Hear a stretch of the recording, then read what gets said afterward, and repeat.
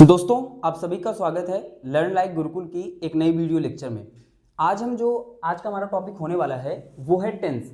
आज हम टेंस को एकदम बेसिक से समझेंगे और मैं आपको एक एक चीज़ बताऊंगा जो चीज़ इंपॉर्टेंट होता है आपको हिंदी से इंग्लिश में ट्रांसलेशन करने के लिए।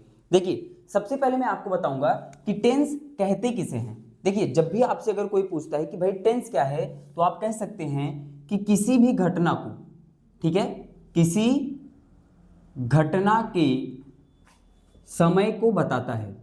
ओके, बताता है। किसी घटना के समय को जो बताता है उसे ही हम टेंस कहते हैं। आप ये टेंस का डिफिनीशन बता सकते हैं किसी को भी। देखिए, टेंस को समझने के लिए बहुत से टीचर आपको बताएंगे हेल्पिंग वर्ब का यूज, मेन वर्ब का यूज, लेकिन बहुत से स्टूडेंट्स ऐसे होते हैं जिनको सब्जेक्ट का ही नॉलेज नहीं होता कि सब्जेक्ट होता क्या है, वर्ब क्या होता है या फिर ऑब्जेक्ट क्या होता है। अगर आप किसी सेंटेंस का सब्जेक्ट, वर्ब और ऑब्जेक्ट नहीं पहचान पाएंगे तो आपको हिंदी से इंग्लिश ट्रांसलेशन करने में कठिनाई हो सकती है। तो सबसे पहले टेंस को स्टार्ट करने से पहले मैं आपको उसके बेसिक मतलब सब्जेक्ट, वर्ब और ऑब्जेक्ट के बारे में बताता हूं। देखिए, सबसे पहले मैं आपको बताऊंगा कि हमारा सब्जेक्ट क्या होता है। किसी भी सेंटेंस को लिखने के लिए हमें उसमें जरूरी होता है सब्जेक्ट, ओके, और इसके साथ जरूरी होता है वर्ब और इसके साथ साथ जरूरी होता है ऑब्जेक्ट। तो यही तीन वर्ड मिलकर एक सेंटेंस का निर्माण करते हैं। अब हम समझते हैं सबसे पहले कि भाई सब्जेक्ट क्या होता है। देखिए, सब्जेक्ट किसी सेंटेंस का वह शब्द होता है जो ये बताता है कि वह काम कर रहा है। मतलब आप ये कह सकते हैं सेंटेंस में जो वर्ड काम करता है, जो काम करता है, ओके, उसे ही हम सब्जेक्ट कहते हैं। जैसे मैं आपसे कहता हूं कि मैं पढ़ा रहा हूं, तो यहां पर काम कौन कर रहा है? मैं। तो यहां पर इस सेंटेंस का सब्जेक्ट क्या होगा? मैं अभी आपको सेंटेंस देकर समझाऊंगा।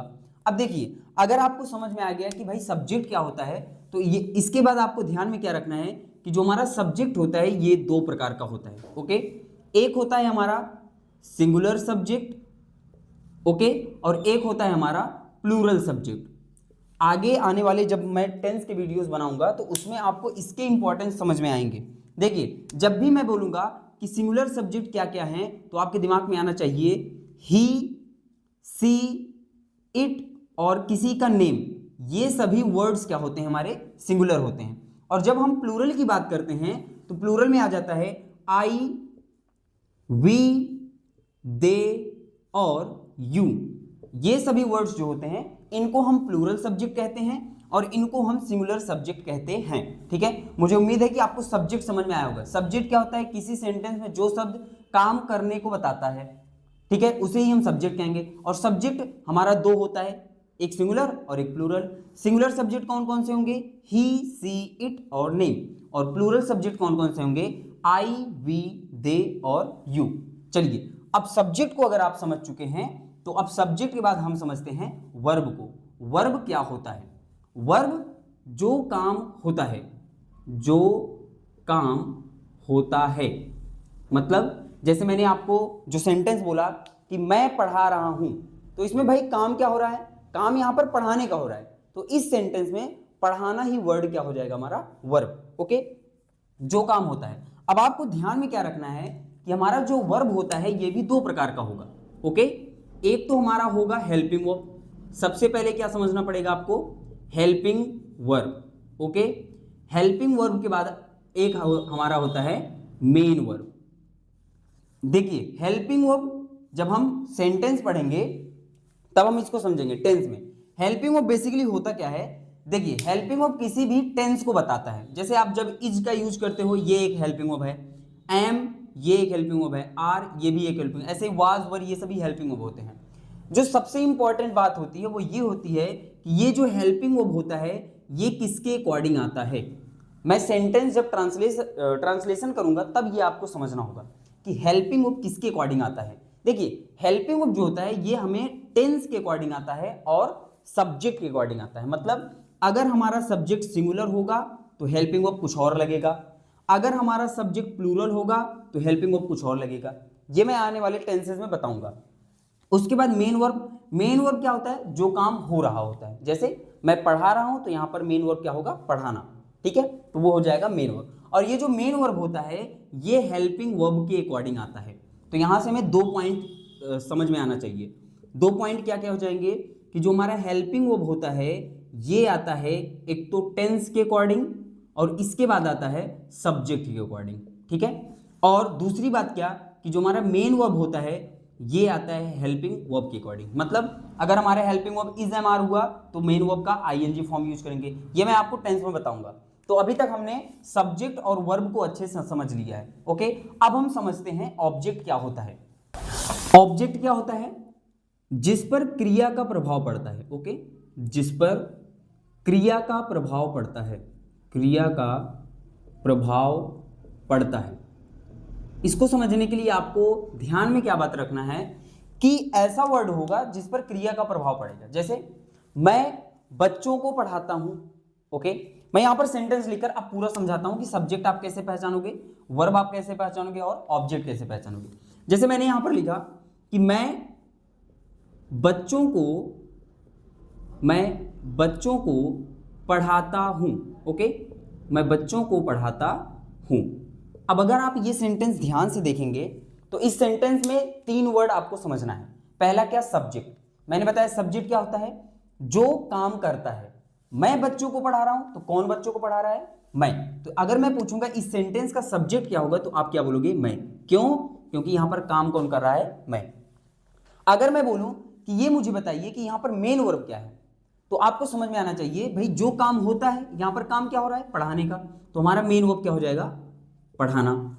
अब ऑब्जेक्ट, अगर मैं पूछूं भाई ऑब्जेक्ट क्या है इस सेंटेंस में तो आपको यह समझ में आना चाहिए कि भाई क्रिया का प्रभाव जिस पर पड़ेगा। मैं बच्चों को पढ़ा रहा हूं, पढ़ाने का प्रभाव किस पर पड़ता है? बच्चों पर। तो ये जो बच्चों वर्ड है ये हमारा क्या हो जाएगा? ऑब्जेक्ट। अगर आप ये 3 वर्ड पहचान पा रहे हैं तो आपको हिंदी से इंग्लिश में ट्रांसलेशन आसान लगेगा। खैर, अब मुझे उम्मीद है कि आपको ये बात समझ में आया होगा। तो अब हम समझते हैं टेंस के टाइप्स को और उसके बाद एक एक टेंस को बहुत ही डिटेल में अच्छे से पढ़ेंगे और भर भर के क्वेश्चंस के ट्रांसलेशन भी हम लोग करेंगे। टेंस, टेंस के कितने प्रकार हैं तो आप हमेशा ध्यान में रखेंगे टेंस 3 प्रकार का होता है। प्रेजेंट टेंस, पास्ट टेंस और future tense, okay. Present tense को हिंदी में कहते हैं वर्तमान काल। प्रेजेंट टेंस को हिंदी में क्या कहते हैं? वर्तमान काल।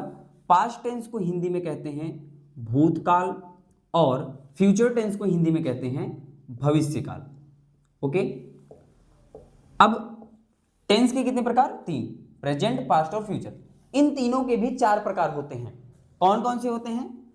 इंडिफिनिट टेंस, ओके, आपको ध्यान में क्या रखना है? पहला है इंडिफिनिट टेंस, दूसरा है कंटिन्यूअस टेंस, तीसरा है परफेक्ट टेंस और चौथा है परफेक्ट कंटिन्यूअस टेंस। तो हमें अब इन तीनों के चारों प्रकार को एक एक करके पढ़ना होगा। जैसे हम प्रेजेंट इंडिफिनिट पहले पढ़ेंगे, फिर प्रेजेंट कंटिन्यूअस टेंस पढ़ेंगे, फिर प्रेजेंट परफेक्ट टेंस पढ़ेंगे और फिर प्रेजेंट परफेक्ट कंटिन्यूअस। ऐसे ही हम पास्ट के पढ़ेंगे और फ्यूचर के पढ़ेंगे। तो आज का जो हम वीडियो बना रहे हैं इसमें मैं आपको प्रेजेंट इंडिफिनिट टेंस को अच्छे से पढ़ाऊंगा। तो चलिए प्रेजेंट इंडिफिनिट टेंस को समझना शुरू करते हैं। लेकिन प्रेजेंट इंडिफिनिट टेंस को पढ़ने से पहले आपको मैं बता दूं, आपको किसी भी अगर सेंटेंस का हिंदी से इंग्लिश में ट्रांसलेशन करना है तो आपको क्या बातें ध्यान में रखना होगा। देखिए यहां पर मैं आपको 3 बात बताता हूं जो कि आपको ध्यान में रखना है। देखिए पहला बात आपको क्या रखना है कि सबसे पहला काम आपको उस सेंटेंस का टेंस पहचानना है, ओके। पहला काम क्या करना है? आपको टेंस पहचानना है। दूसरा काम जो करना है वो होगा आपको सेंटेंस पहचानना होगा कि जो भाई दिया हुआ सेंटेंस है आपके पास वो किस सेंटेंस में है। और तीसरा आपको पहचानना होगा सब्जेक्ट, वर्ब और ऑब्जेक्ट को। अगर ये 3 काम आप कर लेते हैं तो आप हिंदी से इंग्लिश में ट्रांसलेशन बहुत इजीली कर पाएंगे। तो चलिए सबसे पहला काम क्या है? आपको टेंस पहचानना है। कहने का मतलब अगर हमारा दिया गया सेंटेंस प्रेजेंट इंडिफिनिट टेंस में है तो आप कैसे पहचानोगे कि भाई वो प्रेजेंट इंडिफिनिट टेंस में है? तो मैंने यहां पर आपको पहचान लिखा है कि जिस भी वाक्य के अंत में आपको ता है, ती है और ते हैं दिखे वो प्रेजेंट इंडिफिनिट टेंस में होता है।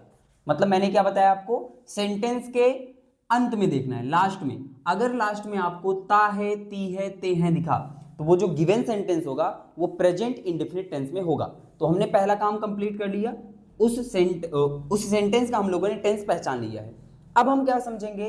अगर दिया गया सेंटेंस भाई दिया गया सेंटेंस प्रेजेंट इंडेफिनिट टेंस के अफर्मेटिव सेंटेंस में अगर होगा, ओके, तो अगर हमारा उस सेंटेंस का सब्जेक्ट सिंगुलर होगा तो हम लोग इसके साथ मेन वर्ब का फिफ्थ फॉर्म यूज करेंगे। ओके, मेन वर्ब का फिफ्थ फॉर्म क्या होता है?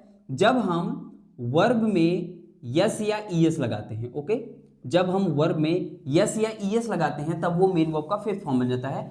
और प्रेजेंट इंडेफिनिट के अफर्मेटिव सेंटेंसेस में हम लोग सब्जेक्ट सिंगुलर होता है तो इसके साथ यूज करते हैं। और अगर दिए गए सेंटेंस का सब्जेक्ट प्लूरल होगा तो हम मेन वर्ब का फर्स्ट फॉर्म यूज करेंगे। ओके, मेन वर्ब का फर्स्ट फॉर्म यूज करते हैं। अब इसको मैं अभी सेंटेंस में आपको समझाऊंगा। ओके, लेकिन हमको ये समझना है कि अफर्मेटिव सेंटेंसेस इंग्लिश में कैसे लिखे जाते हैं। ध्यान में आपको क्या रखना है, अफर्मेटिव सेंटेंस की शुरुआत होती है सब्जेक्ट से। किससे होता है? सब्जेक्ट से। इसके बाद क्या आएगा? हेल्पिंग वर्ब आता है, लेकिन प्रेजेंट इंडेफिनिट में हेल्पिंग वर्ब का यूज नहीं होता। हम लोग क्या यूज करेंगे? Main verb. फिर इसके बाद क्या लिखना है आपको? ऑब्जेक्ट। इसके बाद ईटीसी और लास्ट में आपको क्या लगाना है? Full stop. ओके, अब हम आपको यहाँ पर एक सेंटेंस देंगे और उसको मैं ट्रांसलेट करके आपको दिखाता हूँ। तो यहाँ पर हम एग्जाम्पल लिखते हैं। जैसे मैंने बोला कि वह किताब पढ़ता है। ओके, आपके सामने ये एक सेंटेंस आया। देखिए, पहला काम आपको क्या करना है? टेंस पहचानना है। टेंस पहचानने के लिए सेंटेंस के लास्ट में देखिए, अगर सेंटेंस के लास्ट में ता है, ती है, ते हैं आया तो वो जो गिवन सेंटेंस होगा वो किस में होगा? प्रेजेंट इंडेफिनिट टेंस में। ओके, तो टेंस हमने पहचान लिया कि ये जो सेंटेंस है प्रेजेंट इंडेफिनिट टेंस है। अब सेंटेंस पहचानने की बारी। सेंटेंस आप कैसे पहचानोगे? क्या ये जो दिया गया सेंटेंस आपको निगेटिव लग रहा है? नहीं। अगर निगेटिव होता है तो इसमें नहीं का बोध हुआ होता। क्या ये इंट्रोगेटिव लग रहा है, मतलब ये प्रश्न पूछ रहा है? नहीं, ये प्रश्न भी नहीं पूछ रहा है। तो ये जो गिवन सेंटेंस है ये एक अफर्मेटिव सेंटेंस है, मतलब कि ये प्रेजेंट इंडेफिनिट का अफर्मेटिव सेंटेंस है। हमने सेंटेंस की भी पहचान कर ली। अब हम सब्जेक्ट, वर्ब और ऑब्जेक्ट को पहचानते हैं। देखिए, सब्जेक्ट पहचानने के लिए आपको क्या करना है? मैंने वीडियो की स्टार्टिंग में बताया, आपको देखना है कि काम कौन कर रहा है। भाई किताब कौन पढ़ रहा है? तो वह। यहां पर सब्जेक्ट क्या हो जाएगा? वह। अब दूसरी बात, हमें वर्ब देखना है, मेन वर्ब, मतलब काम क्या हो रहा है। यहां पर काम हो रहा है पढ़ने का, तो यहां पर मेन वर्ब क्या होगा? पढ़ना। अब इसके बाद पढ़ने का प्रभाव जिस पर पड़ेगा, किस पर? किताब पर, तो ये हमारा क्या हो जाएगा? ऑब्जेक्ट। अब हम इसको करते हैं ट्रांसलेट। देखिए, अफर्मेटिव सेंटेंस की शुरुआत किससे होती है? सब्जेक्ट से होता है, और हमारा सब्जेक्ट क्या है? वह। तो हम सबसे पहले क्या लिखेंगे? ही। ओके, अब ये जो सेंटेंस है ये प्रेजेंट इंडेफिनिट का अफर्मेटिव है, और प्रेजेंट इंडेफिनिट के अफर्मेटिव में हम लोग हेल्पिंग वर्ब का यूज नहीं करते, डायरेक्ट मेन वर्ब का यूज करते हैं। अब मेन वर्ब का यूज किसके अकॉर्डिंग करेंगे? सब्जेक्ट के अकॉर्डिंग। देखिए, यहां पर मेन वर्ब क्या है? पढ़ रहे हैं। पढ़ना का क्या होता है? रीड। ओके, अब ये जो रीड है मेन वर्ब किसके अकॉर्डिंग आएगा? सब्जेक्ट। सब्जेक्ट यहां पर क्या है? सिंगुलर है। जब भी सिंगुलर सब्जेक्ट होता है तो हम लोग मेन वर्ब का कौन सा फॉर्म यूज करते हैं? फिफ्थ फॉर्म, मतलब वर्ब में यस या यस। तो यहाँ पर फर्स्ट फॉर्म था इसलिए रीड में यस या यस लगाएंगे, और मैं इसको क्या कर दूंगा? रीड्स। He reads. इसके बाद क्या लिखना है? ऑब्जेक्ट। ऑब्जेक्ट हमारा क्या था? किताब, तो हम लिखेंगे बुक। ओके, और ये हो गया हमारा सेंटेंस ट्रांसलेट। ध्यान में आपको क्या रखना है? सब्जेक्ट, मैंने शुरुआत में आपको बताया कि सब्जेक्ट दो प्रकार का होता है, सिंगुलर और प्लूरल। अब जब सिंगुलर होगा तो इसके साथ मेन वर्ब में यस या यस लगाएंगे, अगर सब्जेक्ट प्लूरल होता तो यस या यस नहीं लगाया जाता। और ये जो हमारा सेंटेंस है ये हमारा सेंटेंस ट्रांसलेट हो चुका है। चलिए, एक सेंटेंस हम और देखते हैं इसी टाइप का। मैंने बोला कि वे बाजार जाते हैं। ओके, वे बाजार जाते हैं। पहला काम आपको क्या करना है? टेंस पहचानिए। लास्ट में देखिए प्रेजेंट इंडेफिनिट टेंस, और ये अफर्मेटिव सेंटेंस है। सब्जेक्ट इसमें क्या है? वे। कौन बाजार जाता है? वे, तो सब्जेक्ट ये हो गया। भाई काम क्या हो रहा है? जाने का, तो वर्ब ये हो गया। अब भाई कहाँ जा रहे हैं? बाजार, तो ये हमारा क्या हो जाएगा? ऑब्जेक्ट, या फिर कॉम्प्लीमेंट भी बहुत से लोग बोलते हैं। अब इसको ट्रांसलेट करते हैं। सेंटेंस की शुरुआत किससे होगा? सब्जेक्ट। हमारा सब्जेक्ट क्या है? दे। अब बताइए, दे सिंगुलर है कि प्लूरल? मैंने पहले ही बता दिया है कि दे हमारा प्लूरल होता है, और अगर हमारा सब्जेक्ट प्लूरल है तो हम लोग मेन वर्ब में यस या यस नहीं लगाएंगे। हमारा मेन वर्ब क्या है? जाना। जाना का क्या हो जाएगा? गो। इसमें यस या यस क्यों नहीं लगा? क्योंकि हमारा सब्जेक्ट क्या है? प्लूरल है। प्लूरल के साथ यस या यस नहीं लगाया जाता। दे गो, इसके बाद हम क्या? ऑब्जेक्ट हमारा क्या हो जाएगा? मार्केट। और ये भी हमारा सेंटेंस क्या हो गया? ट्रांसलेट। आई होप कि ये आपको समझ में आया होगा अफर्मेटिव सेंटेंस। अगर फिर भी आपको डाउट है तो आप कमेंट में जरूर पूछिएगा। चलिए, अब हम निगेटिव सेंटेंस को समझना शुरू करते हैं। तो निगेटिव सेंटेंस को समझते हैं। देखिए, निगेटिव सेंटेंस यहां से बदल जाता है। आपको ध्यान में क्या रखना है? प्रेजेंट इंडेफिनिट टेंस ऐसा टेंस है जिसमें आपको अफर्मेटिव में अलग रूल दिखता है और निगेटिव में अलग रूल दिखता है। रूल का मतलब क्या हुआ, उसमें आपको हेल्पिंग वर्ब का यूज नहीं करना होता है, लेकिन निगेटिव में हम लोग हेल्पिंग वर्ब का यूज करते हैं। क्यों? देखिए, निगेटिव सेंटेंस जब भी होगा प्रेजेंट इंडेफिनिट टेंस का सेंटेंस, तो उसमें अगर हमारा सब्जेक्ट सिंगुलर होगा, अब सिंगुलर सब्जेक्ट क्या है ये किसी को डाउट नहीं होना चाहिए, क्योंकि मैंने पहले ही बता दिया है, ही सी इट और नेम को हम लोग क्या कहते हैं, सिंगुलर। अगर हमारा सब्जेक्ट सिंगुलर हुआ तो यहाँ पर निगेटिव सेंटेंसेस में हम लोग हेल्पिंग वर्ब का यूज करते हैं, और हमारा हेल्पिंग वर्ब क्या यूज होगा, डज। ठीक है। और अगर हमारा सब्जेक्ट प्लूरल हुआ तो हम लोग हेल्पिंग वर्ब यूज करते हैं डू का। ओके, हेल्पिंग वर्ब क्या यूज करना है ये आपको समझ में आया। हेल्पिंग वर्ब का यूज किसके अकॉर्डिंग करते हैं, सब्जेक्ट के अकॉर्डिंग करते हैं। सब्जेक्ट अगर सिंगुलर हुआ हेल्पिंग वर्ब डज का यूज करो, सब्जेक्ट अगर प्लूरल हुआ तो हेल्पिंग वर्ब डू का यूज करो। और डू और डज के साथ हम लोग मेन वर्ब का हमेशा फर्स्ट फॉर्म यूज करेंगे। कौन सा फॉर्म यूज करना है, फर्स्ट फॉर्म। मैंने अभी आपको बताया था ना, हेल्पिंग वर्ब का यूज सब्जेक्ट के अकॉर्डिंग और मेन वर्ब का यूज हेल्पिंग वर्ब के अकॉर्डिंग। मतलब हेल्पिंग वर्ब डू डज हुआ तो हमेशा मेन वर्ब का फर्स्ट फॉर्म यूज करना है। ओके, अब भाई निगेटिव का फार्मूला क्या होता है, मतलब इंग्लिश में हम लोग निगेटिव सेंटेंसेस की शुरुआत किससे करते हैं, तो आपको ध्यान में रखना है कि निगेटिव सेंटेंसेस की शुरुआत हमेशा आपको सब्जेक्ट से ही करना है। मतलब सेंटेंस का सब्जेक्ट पहले लिखा जाएगा, इसके बाद आपको लगाना है हेल्पिंग वर्ब। क्या लगाना है, हेल्पिंग वर्ब। ये हेल्पिंग वर्ब किसके अकॉर्डिंग आएगा, सब्जेक्ट के अकॉर्डिंग। सब्जेक्ट हमारा सिंगुलर हुआ हेल्पिंग वर्ब डज, सब्जेक्ट अगर हमारा प्लूरल हुआ तो हेल्पिंग वर्ब डू। ओके, हमेशा ध्यान में रखना है कि निगेटिव सेंटेंसेस में हेल्पिंग वर्ब के बाद हम लोग किसका यूज करते हैं, नॉट का यूज करते हैं। ओके, क्योंकि भाई निगेटिव दिखाना है तो नॉट का यूज करना है, और वो किसके बाद करेंगे, हेल्पिंग वर्ब के बाद। नॉट के बाद हम लोग यूज करेंगे मेन वर्ब। भाई मेन वर्ब का कौन सा फॉर्म यूज करोगे, ये कौन बताएगा, हेल्पिंग वर्ब। और डू डज आया है तो हेल्पिंग मेन वर्ब का कौन सा फॉर्म, फर्स्ट फॉर्म। इसके बाद आपको क्या लिखना है, ऑब्जेक्ट लिखना है। फिर इसके बाद ईटीसी, और निगेटिव सेंटेंसेस के लास्ट में भी हम लोग क्या लगाते हैं, फुल स्टॉप लगाते हैं। चलिए अब हम एक एग्जांपल को समझ लेते हैं। देखिए, मैंने आपको बोला कि हम अंग्रेजी नहीं पढ़ते हैं, हम अंग्रेजी नहीं पढ़ते हैं। ओके, ये हमारे पास सेंटेंस है, अभी हमको इसे ट्रांसलेट करना है। ओके, तो देखिए मैंने आपको क्या बोला, 3 काम करना है। पहले आप टेंस पहचानिए, मुझे उम्मीद है कि टेंस यहां से आपको पहचान में करना आ गया होगा। टेंस किसमें है, प्रेजेंट इंडेफिनिट। यहां पर आपको सेंटेंस कैसा है, निगेटिव वर्ड दिखा तो ये कैसा सेंटेंस है, निगेटिव सेंटेंस है। मतलब ये प्रेजेंट इंडेफिनिट का निगेटिव सेंटेंस है। सब्जेक्ट इसमें क्या है, हम। क्यों, काम कौन कर रहा है, कौन अंग्रेजी नहीं पढ़ रहा है, हम। तो ये हमारा सब्जेक्ट हो गया। काम क्या हो रहा है, पढ़ने का, तो ये हमारा क्या हो गया, वर्ब। और क्या पढ़ रहे हैं, अंग्रेजी, तो ये हमारा क्या हो गया, ऑब्जेक्ट। हम लोग सब कुछ पहचान लिए हैं, अब हम करते हैं ट्रांसलेट। निगेटिव सेंटेंस की शुरुआत किससे होती है, सब्जेक्ट से। और इस सेंटेंस में सब्जेक्ट क्या है, हम। तो हम सबसे पहले क्या लिखेंगे, वे। ओके, इसके बाद निगेटिव सेंटेंस में सब्जेक्ट बाद क्या आता है, हेल्पिंग वर्ब। हेल्पिंग वर्ब क्या लगेगा, डू या डज लगेगा। ये कौन बता रहा है, प्रेजेंट इंडेफिनिट टेंस। क्योंकि प्रेजेंट इंडेफिनिट के निगेटिव सेंटेंस में हम लोग हेल्पिंग वर्ब यूज करते हैं, डू या डज। ठीक, तो भाई डू का यूज होगा कि डज का यूज होगा, ये कौन बताएगा, सब्जेक्ट। वी आप बताइए सिंगुलर है कि प्लूरल, तो वी एक प्लूरल सब्जेक्ट है, और जब भी प्लूरल सब्जेक्ट होता है तो हम लोग हेल्पिंग वर्ब यूज करते हैं डू। तो हम यहां पर क्या लिखेंगे, डू। आई होप किसी को डाउट नहीं होगा यहां पर डू क्यों आया है। क्यों, क्योंकि ये हमारा सब्जेक्ट क्या है, प्लूरल है, और प्लूरल के साथ हम लोग क्या यूज करते हैं, डू का यूज करते हैं। ठीक, सब्जेक्ट हो गया, हेल्पिंग वर्ब हो गया, इसके बाद क्या लिखते हैं, नॉट।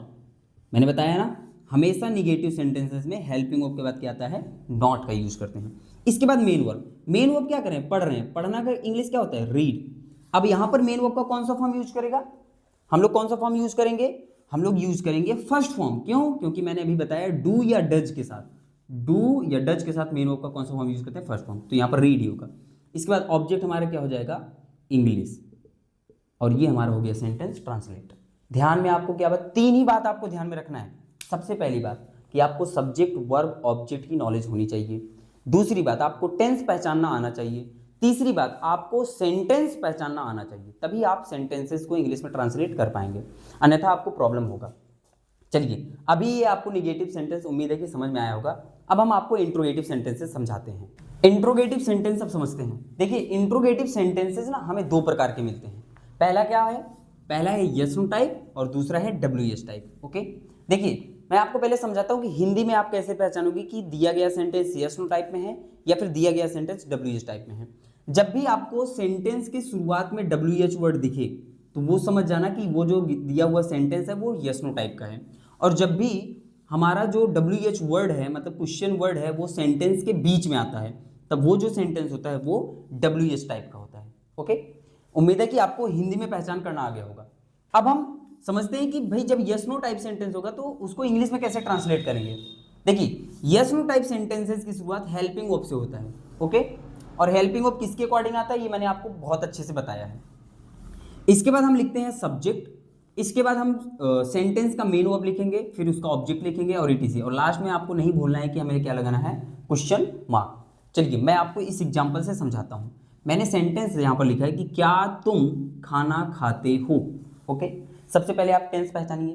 टेंस पहचानने के लिए हमें लास्ट में देखना होगा ते है। ठीक है, तो जिस भी वाक्य के अंत में भाई ते है या फिर ऐसा शब्द आता है वो किस में होता है, वो होता है प्रेजेंट इंडिफिनिट, मतलब ये जो दिया गया सेंटेंस है प्रेजेंट इंडिफिनिट में है। अब इस सेंटेंस की शुरुआत WH वर्ड से हुआ है तो ये इंट्रोगेटिव का यस नो टाइप है। ओके, अब इसको हम करते हैं ट्रांसलेट। इसमें भाई सब्जेक्ट क्या है, तुम है, वर्ब क्या है, खाते हैं, ऑब्जेक्ट क्या है, खाना, ये तो आपको पहचाना आ चुका होगा। तो अगर इसको ट्रांसलेट करेंगे सबसे पहले लिखेंगे हेल्पिंग वर्ब। हेल्पिंग वर्ब किसके अकॉर्डिंग आता है, टेंस, प्रेजेंट इंडिफिनिट है तो हेल्पिंग वर्ब क्या आएगा, डू या डज। ओके, अब डू आएगा कि डज आएगा ये कौन बताएगा, हमारा सब्जेक्ट। सब्जेक्ट अगर आप यहां पर देखोगे तुम है मतलब ये प्लूरल है, यू प्लूरल होता है। अगर ये प्लूरल है तो हम लोग हेल्पिंग वर्ब यहां पर क्या लिखेंगे, डू का यूज करेंगे। ओके, यहां पर डू क्यों है ये आपको समझ में आना चाहिए। अब हेल्पिंग वर्ब हो गया, अब हम लिखेंगे सब्जेक्ट। सब्जेक्ट क्या है, तुम, तो हम यहां पर क्या लिखेंगे, यू। ओके, इसके बाद क्या लिखना है, मेन वर्ब। मेन वर्ब क्या करें, खा रहे हैं, खाना का क्या होता है, ईट। भाई ईट फर्स्ट फॉर्म ही लिखा जाएगा, क्यों, क्योंकि मैंने बताया कि मेन वर्ब का यूज हेल्पिंग वर्ब के अकॉर्डिंग होता है और डू या डज कहता है हमेशा मेन वर्ब का फर्स्ट फॉर्म आना चाहिए। तो डू यू ईट, इसके बाद हमारा ऑब्जेक्ट क्या हो जाएगा, फूड, और लास्ट में क्या लगाएंगे, क्वेश्चन मार्क। ये हमारा हो गया सेंटेंस ट्रांसलेट।